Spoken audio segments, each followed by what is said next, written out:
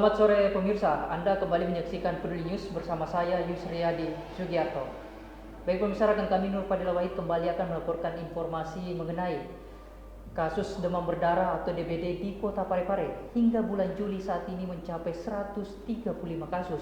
Berikut laporan rekan kami Dila dari Kantor Dinas Kesehatan Kota Parepare. Ya, Yusriyadi jadi masih di Dinas Kesehatan Kota Parepare bersama dengan Bapak Yudi Kusuma nih. Oke. Pak, kalau data terkait DBD sendiri nih sudah berapa selama tahun 2000? Kasus DBD mulai dari Januari sampai saat ini sudah berada di 135 DBD. Apakah naik apa malah turun, Pak? Untuk kenaikan kasus, kita ketahui bahwa di awal tahun 2020 merupakan awal musim penghujan atau awal musim pancaroba, maka kasus di awal tahun kemarin agak naik,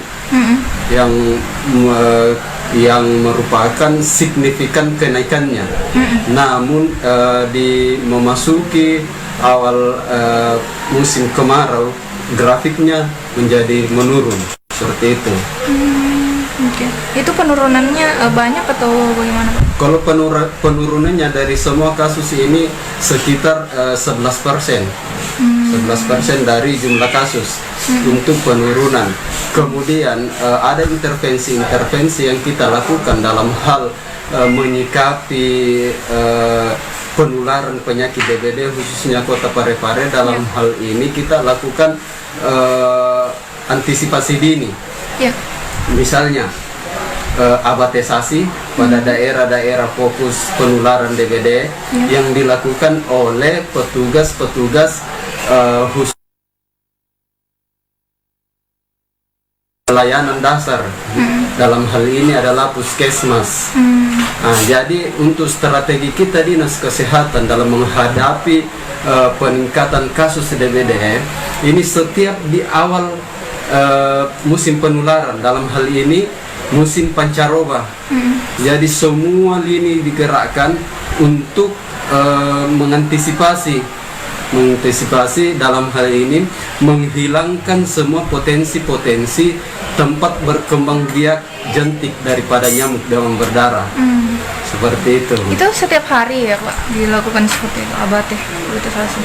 Untuk pelaksanaan abatesasi sebelum masa pandemi,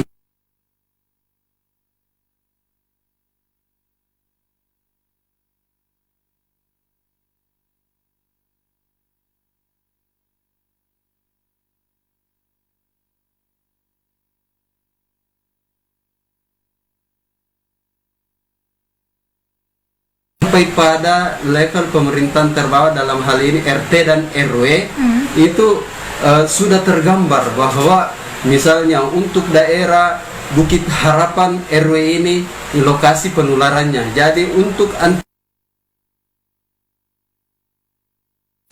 seperti itu, untuk penanggulangan kasusnya ada kasus positif, maka akan dilacak dengan pelaksanaan penyelidikan epidemiologi. Dari hasil penyelidikan epidemiologi untuk intervensi kasus, apakah dilakukan dengan pelaksanaan fogging fokus atau cukup dengan pelaksanaan abatesasi.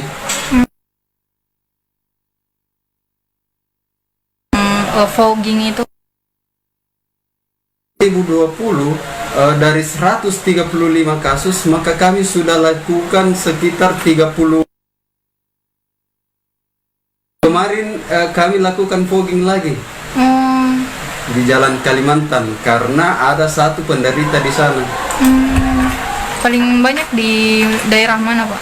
Kalau untuk pelaksanaan fogging mulai dari tahun 2020 ini, yang terbanyak adalah kasus di daerah Bacukiki Barat. Jadi paling sering di situ ya dilakukan fogging. Yang kedua itu di Kecamatan Nui.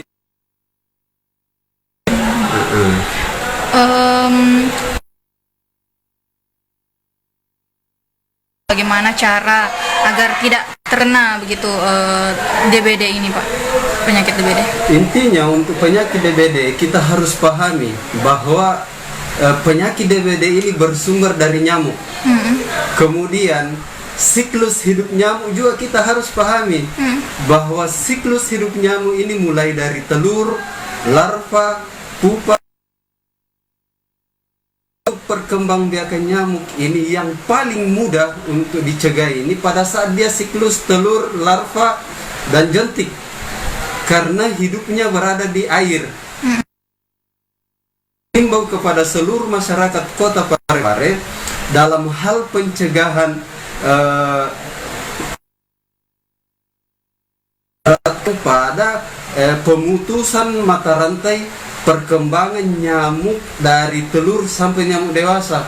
Karena dalam hal perkembangannya ini mayoritas atau semua jenis nyamuk ini mereka hidup pada air.